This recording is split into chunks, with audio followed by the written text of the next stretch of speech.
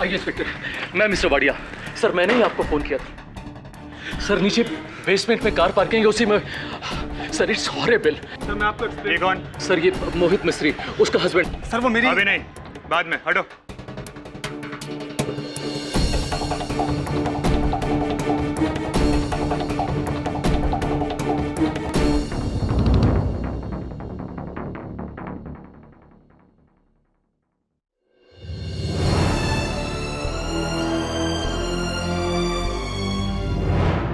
Sir वो parking.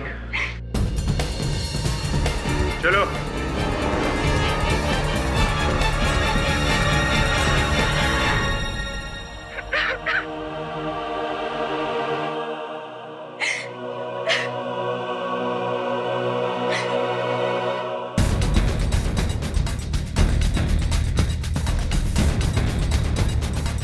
ये देखिए सर।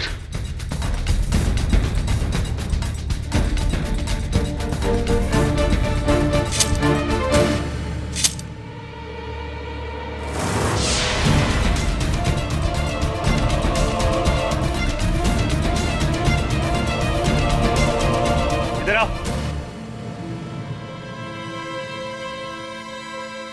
कैसे हुआ ये? सर वो मेरी वाइफ की कार एक्चुअली। तो तुम नहीं, तुम्हारे बीवी से बात करनी है। जी। स्टीयरिंग पे वही थी ना? जी सर। क्या नाम है उसका? जी कीर्ति मिस्त्री।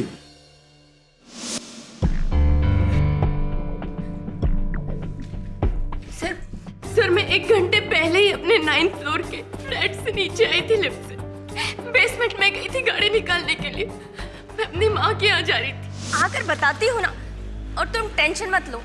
तुमने कहा था सूटकेस लेकर आऊं, तो मैं लेकर आ रही हूँ बाबा, और बड़ा वाला लिया है। छोटे में तो तुम्हारा सामान आएगा नहीं। हाँ मुझे पता है तुम पहली बार यूएसए जा रही हो माँ। ओहो क्या कूली माँ, एयरपोर्ट पे ट्रॉली मिलती है। कैसी कैसी पार्किंग करते हैं लोग। माँ सुनो, और हाँ वहाँ पर कोई होम्योपैथिक डॉक्टर नहीं मिलता है, तो पापा से कहना कि अपनी सारी दवाइयाँ बिल्कुल ध्यान से रख ले।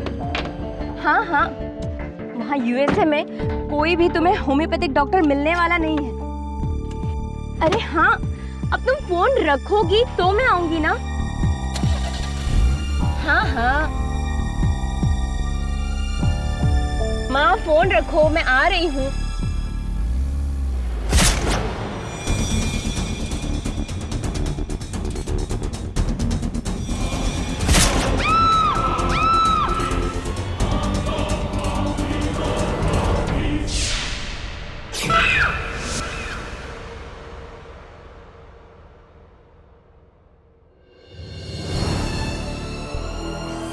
मैं सच में नहीं जानती कि रिंकू मेरी गाड़ी के पीछे कब कहां से आ गई। मैंने सच में नहीं देखा सर, मैंने सच में नहीं देखा। कैसे देखोगी आप? आपने बहुत ही गैर जिम्मेदाराना हरकत की है मिसेस मिस्त्री। देखिए सर, हम मानते हैं कि गलती हमारी है, लेकिन रिंकू क्या कर रही थी कार पार्किंग में? और वैसे भी इस वक्त तो वो हमारे बच्चों को स्कूल से लेने जाती है, और इस वक्त तो पूरा कार पार्किंग खाली रहता है। ये रिंकू क्या करती थी? सर वो हमारे घर में मेड है। वो ऐसे, जो कुछ भी हुआ है आप ही की वजह से हुआ है। तहकीकात तो होगी। आप पुलिस स्टेशन चलिए।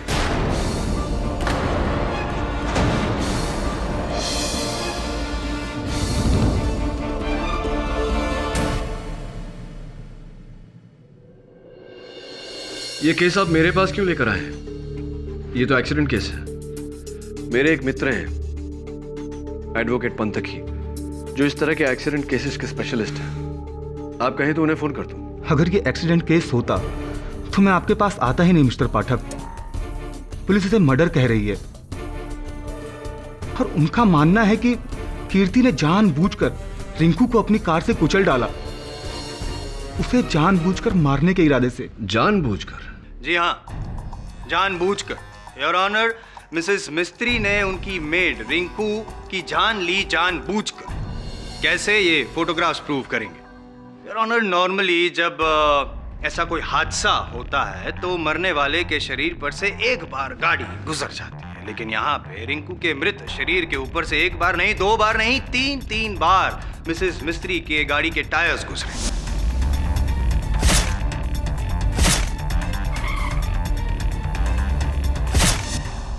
हुआ यूं कि मिसेस मिस्त्री ने पहली बार रिंकू को कुचला और फिर गाड़ी को रिवर्स गियर में डाला और एक बार कुचला, लेकिन फिर भी जब उनको संतोष नहीं हुआ, वो पक्का करना चाहती थी कि रिंकू मरी है या नहीं, वरना अगर वो जिंदा रह जाती तो आप है ना, इसीलिए तीसरी बार और आखिरी बार भी आपने रिंकू को कुचला और रिंकू ने आखिरी सांस ली। फॉरेंसिक्स रिपोर्ट का ये कहना है योर ऑनर के तीनों मर्तबा जो टायर्स के निशान पाए गए हैं वो मिसेस मिस्त्री की गाड़ी के ही हैं।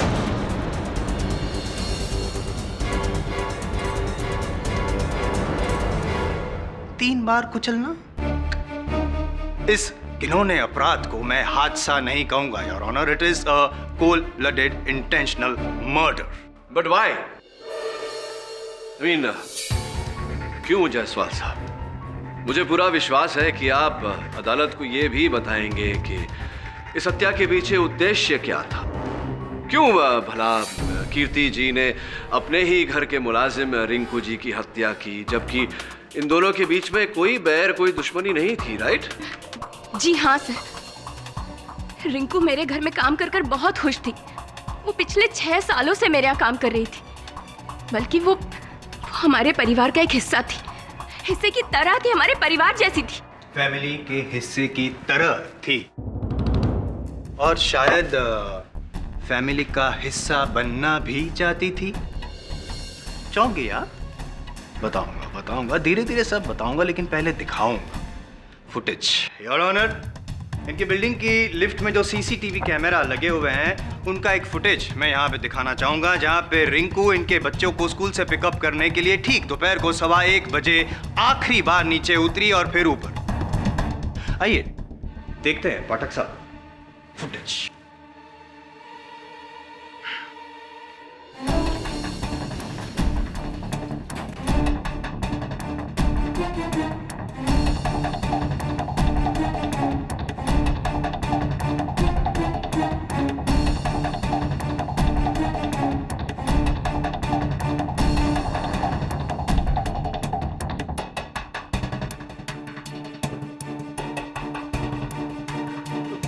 बॉस।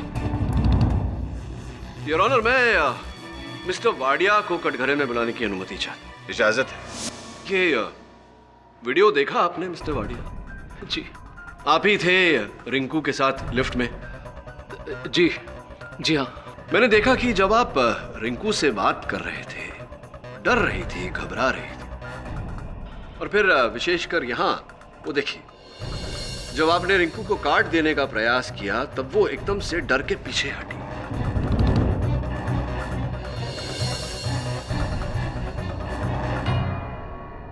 क्यों? क्या चल रहा था वहां? क्या हुआ था? जी दरअसल वो मुझे पता लगा था कि रिंकू अंग्रेजी सीखना चाहती है, तो मेरे एक फ्रेंड का इंग्लिश कोचिंग इंस्टीट्यूट है, तो सर मैं उस गरीब लड़की को उनका विजिटिंग कार्ड देकर उसकी मदद कर रहा था सर। So sweet. उपकार कर रहे थे एक गरीब पर आप? श्योर? कुछ और नहीं था? Of course. और सर और क्या बात हो सकती है? वैसे भी गाड़ी मेरी नहीं थी सर, गाड़ी इनकी थी। Correct mister Wadia, correct. और वैसे भी केस आपके खिलाफ नहीं है, क्यों मिस्टर पाठक? इनके खिलाफ है, और इनके खिलाफ मेरे पास और भी कई सबूत हैं। जैसे कि इन दोनों के लिफ्ट में से बाहर निकलने के बाद ठीक 20 मिनट बाद आप 20 मिनट बाद आप भी लिफ्ट से नीचे उतरती हैं, बेसमेंट में जाती हैं अपनी कार की, और फुटेज देखना चाहेंगे? पाठक साहब, control before it gets out of control.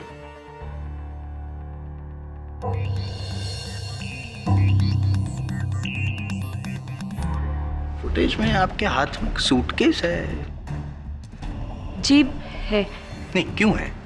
दरअसल मेरी माँ मेरी बहन के यहाँ यूएसए जा रही हैं। मैंने अपने बयान में पहले भी कहा है कि उन्होंने मुझसे सूटकेस मांगा था, बस वही देने जा रही थी। नहीं, सही बात है। मदद तो करनी चाहिए, बेटी तो माँ की मदद करेगी ही ना। तो जाहिर सी बात है ये बैग तो खाली हो। हाँ खाली था। अच्छा अच्छा, ऐसा क्यों लग रहा है इस फुटेज में कि आप बैग को घसीटते हुए जो लेके जा रही है, वो बैग भरा हुआ है, ऐसा क्यों लगता है? अक्सर तौर पे खाली बैग को तो यूं आराम से उठा के लेके जाता है इंसान। मेरी दीदी ने यहाँ पर कुछ सलवार सूट बनवाए थे, माँ वही लेकर जा रही थी, वही थे उसके अंदर। अभी अभी आपने कहा कि बैग खाली थी, अब कह रहे हैं कि... देखिए वकील साहब, सूटकेस खाली था या भरा था, इससे क्या साबित होता बहुत कुछ साबित होता है। एक औरत गुस्से में निकलती है, वहां पे कार पार्क की ओर जाती है, बैग लेकर रोते हुए देखा आपने, रो रही थी आप। आमतौर पे रियल लाइफ में कोई ग्लिसरीन यूज नहीं करता, आप रो रही थी कि नहीं? I object your honour. इस बात का रिंकू की हत्या के साथ कोई संबंध नहीं। संबंध है, इसीलिए पूछ रहा हूं। Your honour please. Overruled. You may proceed, Mr. Jaiswal.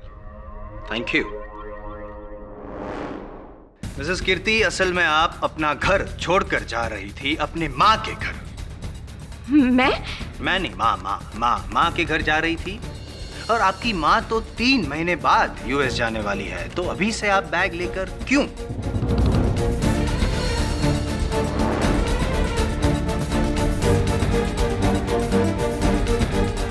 Sorry, don't mind, but I am getting a bit personal. बताइए ना क्या हुआ था कीर्ति जी?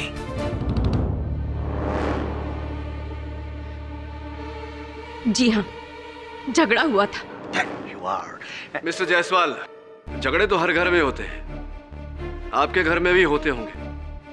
अब पत्नी का रूठ कर मायके जाना और रिंकू की हत्या होना, ये दोनों अलग अलग बातें हैं, नहीं लगता आपको ऐसा?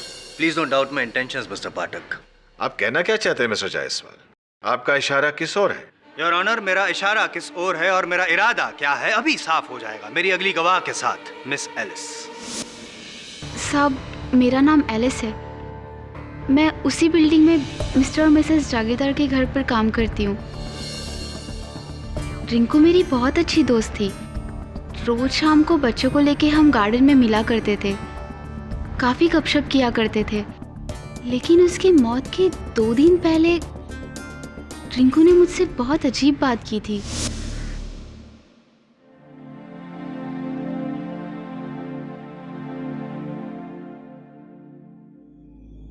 रिंकू, क्या छुपा रही है? दिखा ना।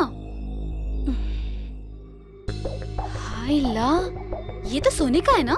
हाँ। किसने दिया? तेरे बॉयफ्रेंड ने? नहीं रे। बोल ना, वो मलाडोला सुरेश ही है ना? नहीं बाबा। तो फिर? ये मुझे मेरे साहब ने दिया। इतना महंगा गिफ्ट देता है तेरा साहब? देख, मेरी मालकिन को नहीं पता है। अगर उनको पता लग जाएगा ना तो मेरे को और मेरे साहब को बहुत प्रॉब्लम हो जाएगा। तू मेरी दोस्त है इसलिए मैं तुझे बोल रही हूँ, तू बताना मत किसी को। हाँ? और वो बात मैंने कभी किसी को नहीं बोली, लेकिन अब रिंकू के मरने के बाद मैं बोल रही हूँ। बहुत सही जगह पे बोल रही हैं आप एलिस। क्या ये वही चेन है? सही। योर ऑनर, मार्केट में इसका वैल्यूएशन करवाया हमने, करीबन 12,000 की ये चेन है। अब मिसेस मिस्त्री अगर रिंकू को ये चेन देती 12,000 वाली तो अब भी समझ में आता, लेकिन आपने इतना महंगा चेन रिंकू को तोहफे में दिया, बात कुछ हजम नहीं हुई।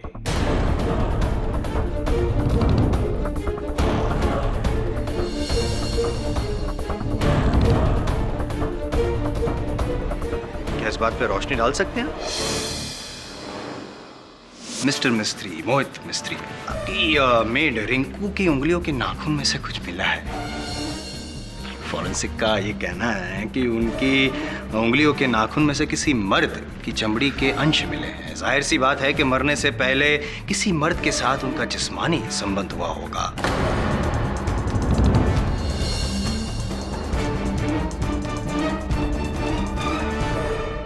इसीलिए वो जो चमड़ी के अंश मिले हैं रिंकू की नाखून में से, राइट? क्या पता चला कि वो डीएनए किसका है? नहीं और ऑनर, इसकी जांच हो रही है, लेकिन मुझे यकीन है कि वो जो सैंपल्स है मिस्टर मिस्त्री के साथ जरूर मैच होंगे। देखिए, मैं मानता हूँ कि वो चैन मैंने रिंकू को दी थी, लेकिन इसके पीछे मेरा कोई गलत इरादा नहीं था। और प्लीज आप लोग इस बात को किसी गलत तरीके से ना लें। और वैसे भी किसी को तोहफा देना कोई कानूनी जुर्म तो है नहीं। क्रिमिनल ऑफेंस नहीं है, लेकिन मॉरल ऑफेंस तो है। अगर आपने आपकी पत्नी को ना बताया हो तो बताया था आपने कि ये चेन दिया है? जी हाँ, बताई थी। कीर्ति से पूछ लीजिए।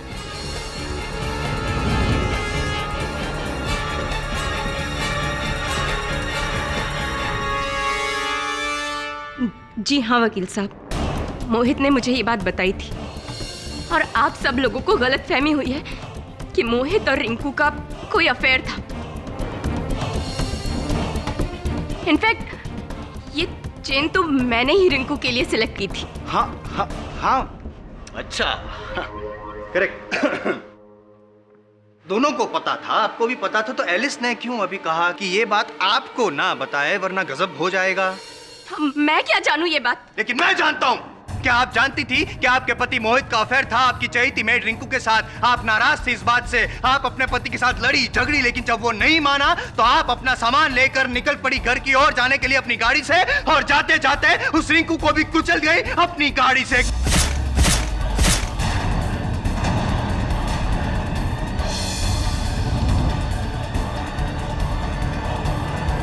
कम ऑन मिसेस कीर्ति, दुनिया में किसी भी औरत को यह बर्दाश्त नहीं हो सकता कि उसका घर, उसका पति, उसका परिवार उसके लिए सबसे महत्वपूर्ण होता है, और कोई भी उसे ठेस पहुंचाए। यह बात सही है कि आपने भी बर्दाश्त नहीं किया, लेकिन आपने रिंकू को मार डाला। यहां पे आप गलत थी।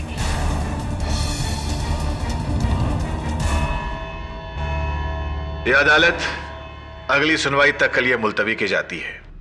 क्या लगता है सर, मोहित का अफेयर उसकी मेड रिंकू के साथ था? पता नहीं वरुण, लेकिन रिंकू को लेकर कोई तो बात है जो मिस्टर और मिसेस मिस्त्री हमसे छिपा रहे। पुलिस और प्रोसिक्यूशन को पता चले उससे पहले हमें पता लगाना होगा। पर कैसे सर? जन्मदिन पर तोहफे के रूप में 12,000 की चेन, ये तोहफा है या कुछ और? लगता है मोहित मिस्त्री की जेब टटोलनी पड़ेगी।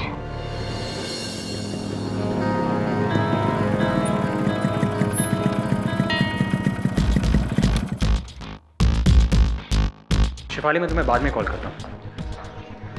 अरे कॉल कर रहा हूँ बाबा।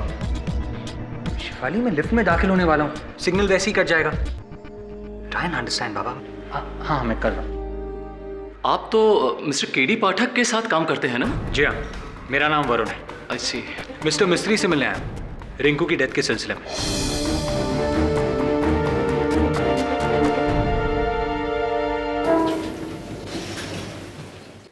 Good morning. Nice dress. अब फोन कॉल।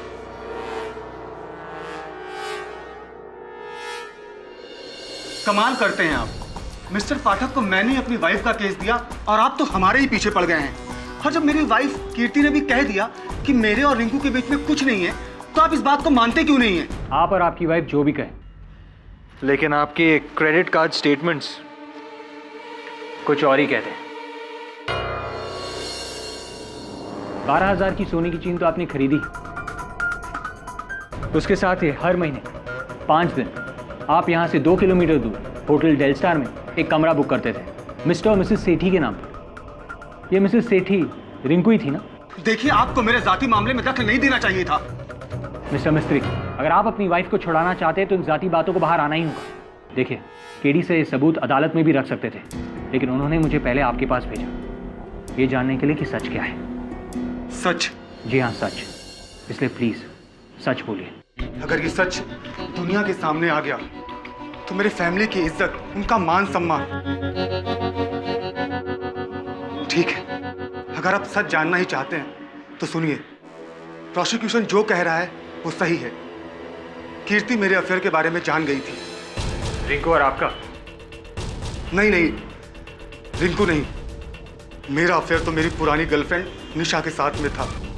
और ये क्रेडिट कार्ड के बिल्स, होटल की डिटेल्स जो आप मुझे दिखा रहे हैं, ये सब उसी के साथ होने का नतीजा है। तो फिर रिंकू? रिंकू मेरे अफेयर के बारे में जानती थी, या यूं कह लीजिए कि वो मेरी हमराज थी। वैसे मैं पेशे से एक राइटर हूँ, अपना सारा काम घर पे ही करता हूँ। तो मेरी वाइफ कीर्ति ऑफिस जाती है, तो जब मेरी वाइफ कीर्ति ऑफिस जाती थी तो अक्सर मैं चोरी छिपे अपनी गर्लफ्रेंड निशा से मिलने चला जाता था।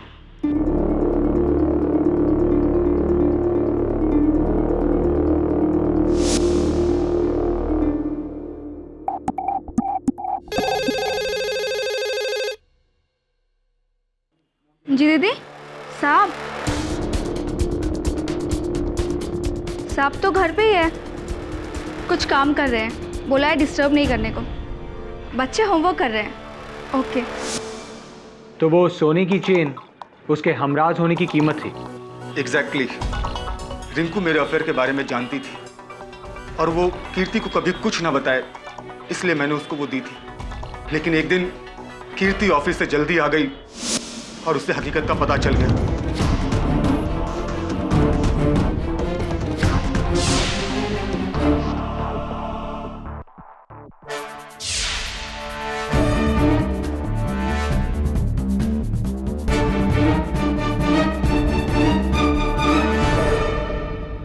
और तुम समझ क्यों नहीं रही हो? मैं घर आ रही हूँ बस। नहीं, मोहित ने जो किया है उसके बाद मैं उसके पास एक पल भी नहीं रह सकती। वो तुम्हारे समझाने से भी नहीं समझेगा। तुम देखो माँ, तुम मुझे अभी कुछ भी मत बोलो। नहीं माँ, मोहित ने मेरा दिल तोड़ा है, मेरा घर तोड़ा है। मैं अब यहाँ नहीं रहूंगी, मैं आ रही हूँ माँ। क्यों रुकूं मैं जब वो समझना ही नहीं चाहता? नहीं माँ, मैं आ रही हूँ, बोला ना। क्यों? वो मेरा भी घर है, मैं बस आ रही हूँ। बाय।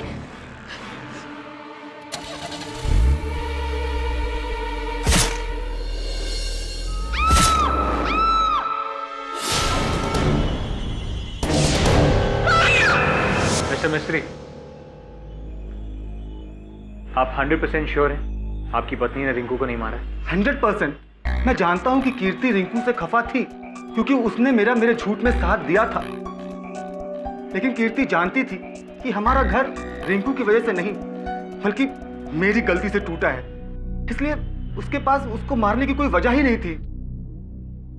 पर मिस्टर मिस्त्री, जब आपकी वाइफ ने गाड़ी रिवर्स की तब उन्होंने रिंकू के चीखने की आवाज सुनी। इसका मतलब यह है कि रिंकू उस वक्त जिंदा थी। और फिर रिंकू के शरीर पर एक नहीं 3 बार वही गाड़ी का चढ़ना, जबकि पार्किंग लॉट में और कोई नहीं था सिवाय आपकी पत्नी के और रिंकू के। इसीलिए मिस्टर मिस्त्री, मैं आपसे दोबारा पूछता हूं, क्या आप 100% श्योर हैं कि आपकी पत्नी बेकसूर है? अगर कहीं ऐसा कुछ हुआ तो मैं क्या करूंगा? ओह माय गॉड, ये क्या हो गया? मेरे किए की सजा मेरी कीर्ति को मिल रही है।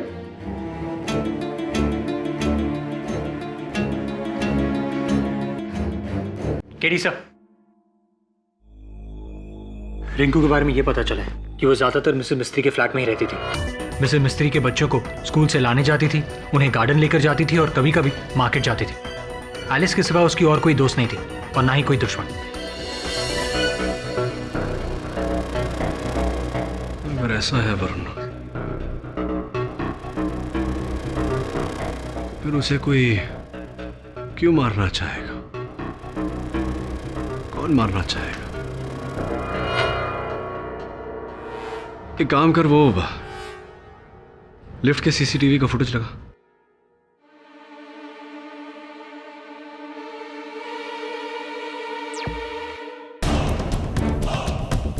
सर, मुझे इस वाडिया पर शक है। सुना है ठरकी टाइप का है। वाडिया अपनी निजी जिंदगी में जो भी हो, सच तो ये है कि मैं गाड़ी इसकी थी ना, ये उस गाड़ी में था। पॉज कर एक मिनट। पहले वो क्लिप चला जहां मिसेस मिस्त्री नीचे आती है। Ready? Play.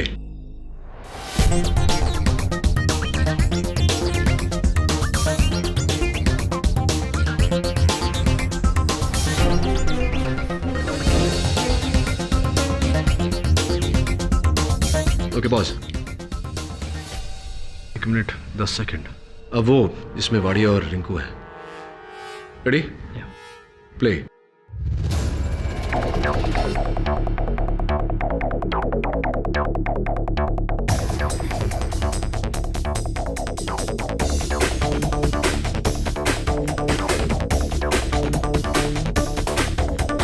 Pause. 1 minute 22 second. कुछ तो गड़बड़ है वरुण। जब मिसेस मिस्त्री 9 माले से नीचे आई बेसमेंट तक, यानी कि 9 माला और 1 माला बेसमेंट का 10 माले, यानी कि 10 माले का सफर तय करने में उन्हें पूरा 1 मिनट लगा। पर माला 6 सेकंड, 6 सेकंड्स पर फ्लोर। लेकिन जब रिंकू नीचे उतरी उस समय भी लिफ्ट 10 सेकंड के लिए ही रुका था। तो फिर रिंकू को यह सफर तय करने में 1 मिनट 22 सेकंड क्यों लगे? सर ये कैसे मुमकिन है? लिफ्ट्स की तो एक ही स्पीड होती है। लिफ्ट की तो एक ही स्पीड है, 6 सेकंड्स पर floor, 12 minute, 2 extra floors, 9 + 2 11th floor. 11th floor. पर रिंकू 11th फ्लोर पे क्या कर रही थी? तूने कहा था ना बिल्डिंग में उसकी इकलौती दोस्त एलिस है। पता लगा एलिस तुझे 11वें माले पर ही मिलेगी। सर ये ओके बोर्ड है। गाड़ी धोने के बाद सारी चाबियां लाके हम यहाँ पे जमा करते हैं। उस दिन मिसेस मिस्त्री को मैं यहाँ से निकल के चाबी दिया था। उससे पहले चाबी किसी और के हाथ तो नहीं लगी थी ना? नहीं साहब। सिवाय तुम्हारे। मुझे मिस्टर मिस्त्री की गाड़ी देखनी है जो बेसमेंट पार्किंग में है। चलो।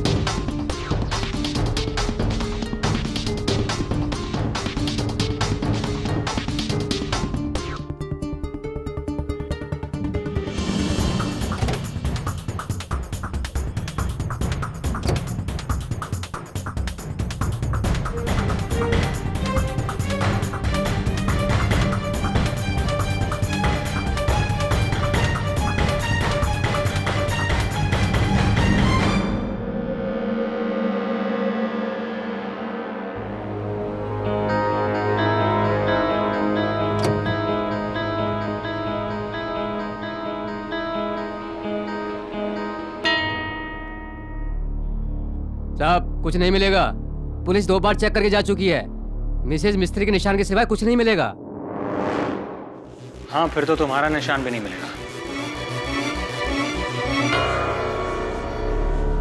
अरे मैं बहाना नहीं बना रहा, मैं सच में कह रहा हूँ लिफ्ट है। अरे शिफाली मैं क्यों नहीं तुमसे बात करना चाहूंगा। शिफाली मैं तुमसे बाद में बात करता हूँ। Bye bye bye bye bye.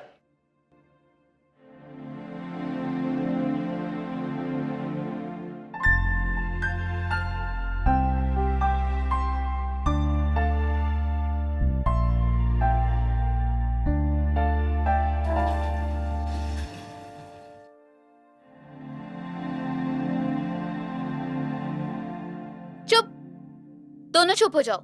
अगर मस्ती करोगे तो आइसक्रीम नहीं मिलेगी। तुम एलिस हो ना, रिंकू की दोस्त? जी, आप मिस्टर मिस्त्री के घर आए ना उनसे मिलने? नहीं, मुझे 11th फ्लोर पे जाना है। वहाँ कौन रहता है? वहाँ तो मेरा घर है, मेरी मेम साहब का। और 3 फ्लैट्स हैं मगर 2 खाली हैं। तीसरे फ्लैट में कौन रहता है? मिस्टर वाडिया। आप तो मिले होंगे ना, बिल्डिंग के सेक्रेटरी। ओ हाँ। क्यों, क्या हुआ सर? नहीं कुछ नहीं, thank you.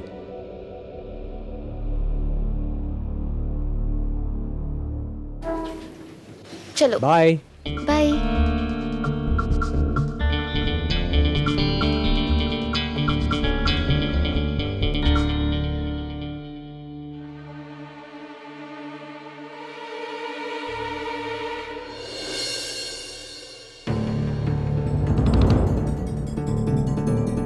Yes mister Wadia, मुझे आपसे रिंकू के बारे में कुछ पूछना था। मुझे जो कुछ कहना था मैं कोर्ट में कह चुका हूँ। देखिए मुझे कुछ और पूछना। जल्दी आओ ना। हे, मैं अभी बिजी हूँ, गुड बाय। अरे सुन,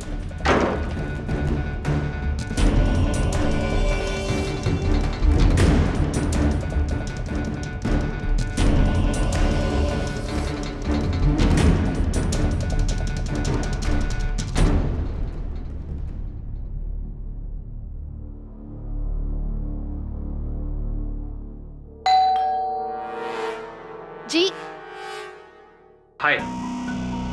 कौन है एलिस? वो केडी पाठक जी के साथ काम करते हैं ना, आइए ना। तो मिस्टर वाडिया के बारे में जानना चाहते हैं आप? जी। बिल्डिंग के सेक्रेटरी हैं, अकेले रहते हैं, पर ना जाने उनके घर कौन कौन सी औरतें आती हैं। तभी तो कोई भी लड़की उनके घर पे काम करने को रेडी नहीं होती है। बदतमीज है बुढ़ा, कभी एक को छेड़ता है तो कभी दूसरे को। नॉनसेंस है, डर्टी मैन। अरे रिंकू के पीछे तो हाथ धो के पड़ा हुआ था। वो तो हमेशा किसी न किसी कोशिश से वो चाहता था कि वो उसके घर पे आ जाए। उस दिन मौत से पहले रिंकू इसी फ्लोर पर आई थी, क्या आपने उसे देखा था? मैं तो बाजार गई थी और एलिस बच्चों को लेके गार्डन में, लेकिन मेरे पति घर पे थे। नरेन ये पूछ रहे थे कि तुमने उस दिन रिंकू को फ्लोर पे देखा था? नहीं, मैंने नहीं देखा। आप एक काम कीजिए ना, जाकर उस वाडिया से पूछिए, अक्सर बुलाता रहता है वो उसको।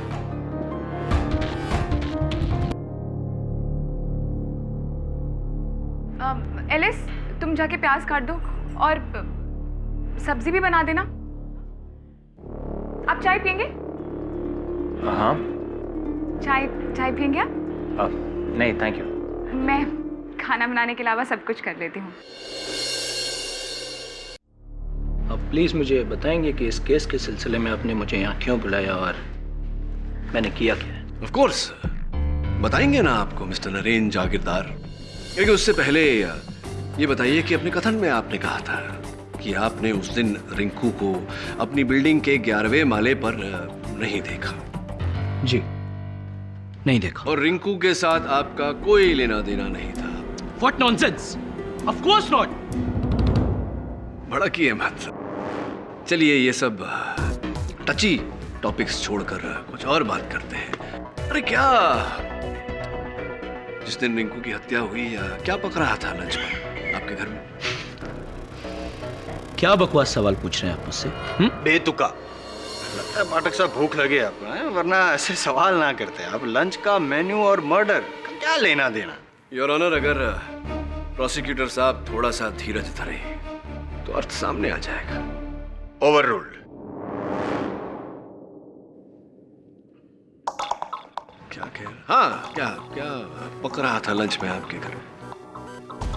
मुझे नहीं याद है। चलिए, आपको याद नहीं होगा। वैसे भी पति को घर में क्या पक रहा है इसका अंदाजा नहीं होता, घर की औरतों को अंदाजा होता है। वैसे कीर्ति जी, आपके घर में क्या बन रहा है? जी, बैगन का भरता, राजमा और चपाती। वेजिटेरियन? छोड़िए ये सब खाने पीने की बातों को। जैसा कि जायसवाल साहब ने कहा, खाने की बातें करता हूं तो मुझे भूख लगने लगती है। मुद्दे पर आते हैं। रिंकू जी की हत्या के बाद फोरेंसिक्स को उनके हाथों के नाखून के अंदर से किसी मर्द के चमड़े के रेशे मिले।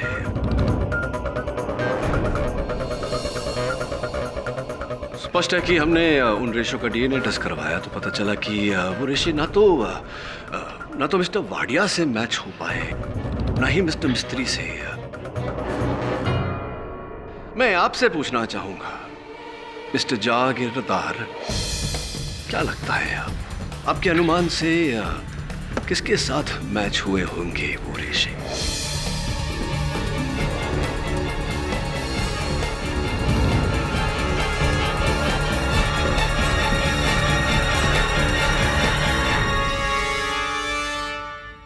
खामोशी, योर ऑनर। सही जवाब मिस्टर जागीरदार। वो रेशे जो रिंकू के नाखून के अंदर पाए गए, उसका डीएनए मैच आपके साथ हुआ, आपके साथ।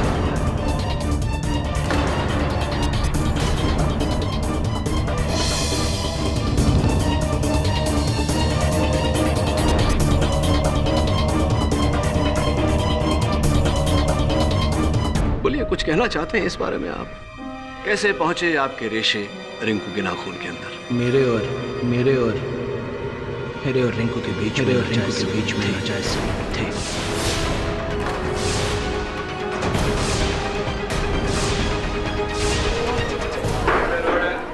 Silence in the court, please. और फिर जब रिंकू जी आपसे मिलकर नीचे गई, आप उसके पीछे पीछे सीढ़ियों से बेसमेंट में गए।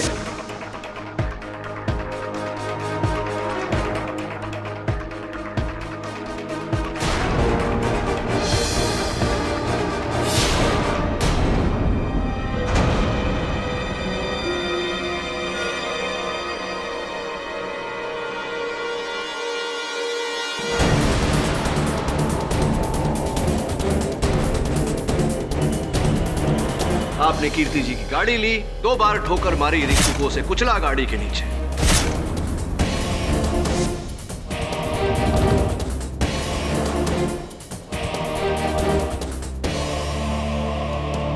और फिर आपने कीर्ति जी की गाड़ी में से अपने सारे निशान मिटाए। रिंकू की लाश को आपने इनकी गाड़ी के नीचे रखा ताकि ये अनजाने में गाड़ी उस लाश के ऊपर से चला दे, सबको ऐसा लगे कि इन्होंने इनकी गाड़ी से 3 बार रिंकू को कुचला है। वाह वाह वाह वाह, क्या बात है पाठक साहब, अमेजिंग स्टोरी, अमेजिंग। लेकिन लॉजिक का थोड़ा प्रॉब्लम है। नहीं, ये इनकी गाड़ी की चाबी इनके पास कहां से आई? क्या बचकाने प्रश्न पूछते हैं आप जायसवाल साहब। कीर्ति जी की गाड़ी की चाबी सिक्योरिटी कैबिन में टंगी हुई रहती थी। मिस्टर जागीरदार ने चाबी की डुप्लीकेट निकलवाई इसी मौके की ताक में। जज साहब, मैं मानता हूं कि मेरे नाजायज संबंध थे रिंकू के साथ, लेकिन इसका मतलब ये नहीं है कि मैंने उसका खून किया। और जब वो मेरे घर से निकली तो वो एकदम ठीक थी, और मैं उसके पीछे पीछे पार्किंग एरिया में भी नहीं गया था। मैं अपने घर पर ही था। करेक्ट करेक्ट पाठक साहब। जी जी, यू आर नॉट करेक्ट। नहीं, क्या थियरी जरा समझाइए ना। अगर मिसेस कीर्ति के नीचे उतरने से पहले मिस्टर जागीरदार ऑलरेडी बेसमेंट में गए थे और उसने रिंकू को कुचल दिया था, इसका मतलब ये हुआ कि जब मिसेस कीर्ति ने गाड़ी रिंकू के ऊपर चढ़ाई तब वो मर चुकी थी। तो मर चुकी थी तो वो चीख कहां से आई?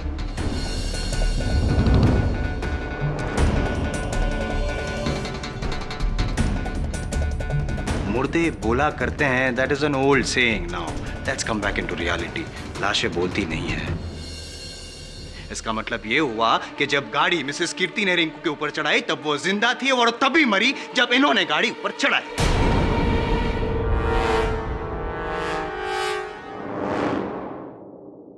मुर्दे बोला करते हैं, that is an old saying. Now let's come back into reality. लाशें बोलती नहीं है। इसका मतलब यह हुआ कि जब गाड़ी मिसेस कीर्ति ने रिंकू के ऊपर चढ़ाई तब वो जिंदा थी और तभी मरी जब इन्होंने गाड़ी ऊपर चढ़ाई। सिंपल। Actually simple. ये जायसवाल साहब, आप आजकल बहुत ही अक्लमंद बुद्धिमानी की बातें करने लगे हैं। कहीं संगत का असर तो नहीं हो रहा? वो जो चीख कीर्ति जी ने सुनी थी वो रिंकू की नहीं थी, क्योंकि रिंकू मर चुकी थी। वो चीख उसकी थी, उस महिला की थी जो वहां पार्किंग में उपस्थित थी उस समय, जो चीखी ताकि कीर्ति जी को यह आभास हो कि इन्होंने किसी को कुचला। और चूंकि आप तो मर्द हैं, महिला तो है नहीं, आप विराजिए अपनी पत्नी मिसेस नीता जागीरदार को भेजिए यहाँ कटघरे में।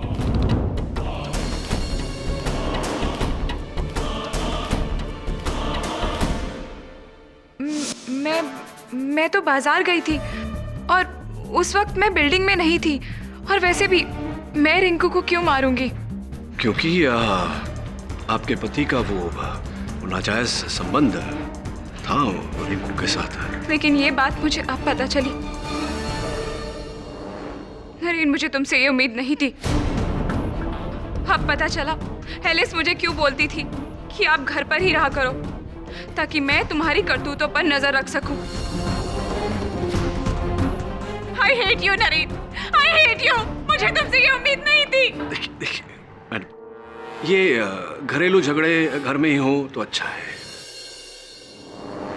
एक बात बताइए, क्या लगता है आपको, एलिस को ये बात पता होगा? एलिस के पास ये जानकारी रही होगी कि आपके पति का रिंकू के साथ संबंध था? हो सकता है, शायद पता हो। राइट। क्या पका था आपके घर में उस दिन? जी, रावस मछली बनाई थी। मछली? सही। और जहाँ तक मेरी जानकारी है, आप खाना पकाने में ज़्यादा दिलचस्पी नहीं है। इनफैक्ट आपको खाना पकाना आता ही नहीं।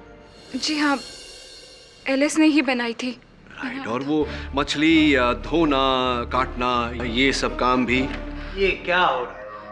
ये अदालत है या कुकरी शो? योर ऑनर, ये कुकरी शो नहीं, क्रुकरी शो है वो। और ये मैं कुछ ही क्षणों में साबित भी कर दूंगा। मैं एलिस जी को कटघरे में बुलाने की अनुमति चाहता हूँ, योर ऑनर। इजाजत है। एलिस जी, क्या आप मिस्टर जागीरदार और नहीं, मुझे पता नहीं था, पर हाँ शक जरूर था कि मेरे सांप का किसी के साथ चक्कर है। पर रिंकू, ये मैंने एक सपने में भी नहीं सोचा था। मैंने भी सपने में नहीं सोचा था एलिस जी कि आप इतनी हाजिर जवाब होंगी कि मेरे प्रश्न पूछने से पहले ही उत्तर दे देंगे। चलिए, आपकी बात मान लेते हैं। क्या बनाया था आपने उस दिन? रावस मछली आप ही ने बनाया? जी। धोया भी आप ही ने था, काटा भी आप ही ने था उस मछली? जी। एलिस जी, क्षमा चाहता हूँ इस निवेदन के लिए। क्या मैं आपके हाथ सूंघ सकता हूँ? जी? चूमना नहीं, सिर्फ सूंघना है। जी।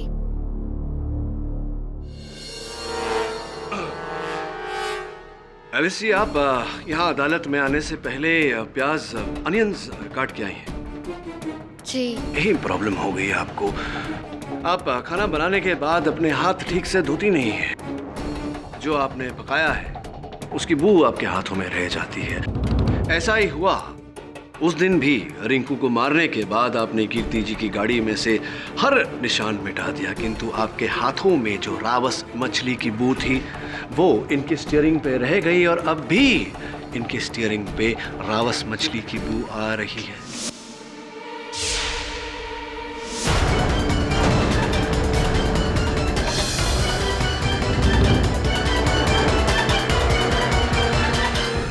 जी, आप क्या मतलब? मैं समझी नहीं। मैं ये कह रहा हूँ कि आप ही ने एलिस जी रिंकू की हत्या की है। आप ही हैं हत्यारे। जी नहीं, बिल्कुल नहीं। आप ऐसे कैसे बोल सकते? मैं तो उस दिन बच्चों के साथ गार्डन में थी। रियली? पक्का? जी।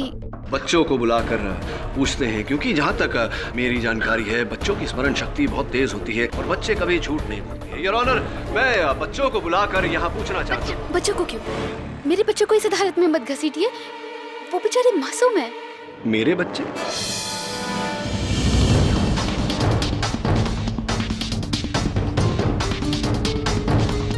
मेरा घर, अपना घर, अपना परिवार। पहले से ही आप अपने आप को जागीरदार परिवार का हिस्सा मानती आई है, और अपने इस परिवार की प्रतिष्ठा बनाए रखने के लिए जिसे रिंकू के कारण ठेस पहुंची थी, आपने पहले रिंकू को समझाने की कोशिश की, लेकिन वो नहीं मानी। तब आपने ये प्लान बनाया। आप बच्चों को लेकर गई गार्डन में, किसी के सहारे छोड़ा। जो डुप्लीकेट चाबी आपने कीर्ति जी की गाड़ी की बनवाई थी उसे लेकर गई। आप पार्किंग में रिंकू के आने का इंतजार किया, और रिंकू के नीचे आते ही आपने उसे गाड़ी के नीचे कुचल दिया। आप मना कर सकती हैं मेरी बात को, लेकिन इसका अर्थ ये होगा कि अगर ये कांड आपने नहीं किया तो ये कांड आपकी मेम साहब नीता जाए। नहीं, नीता मैडम बेकसूर है।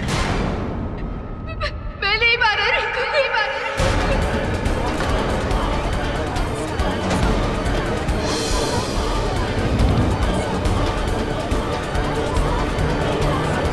Order, silence in the court, please.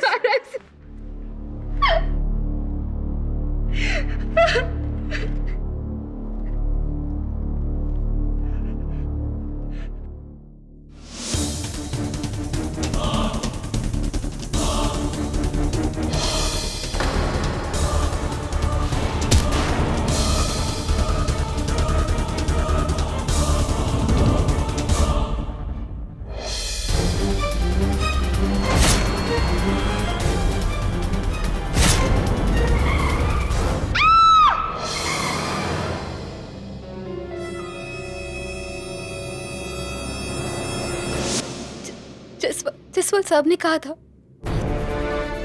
कि औरत के लिए सब कुछ उसका घर परिवार होता है, और नीता मैडम मेरा घर है, मेरा परिवार है।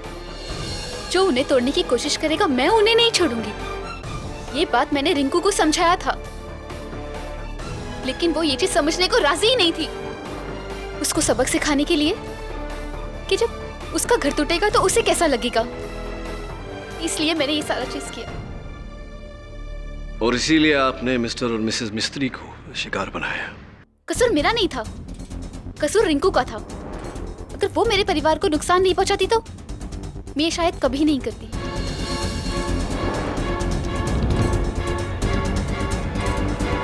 एलिस, आपके इस भावना की, इस जज्बे की मैं कद्र करता हूं, लेकिन किसी भी समस्या का समाधान हिंसा से नहीं हो सकता।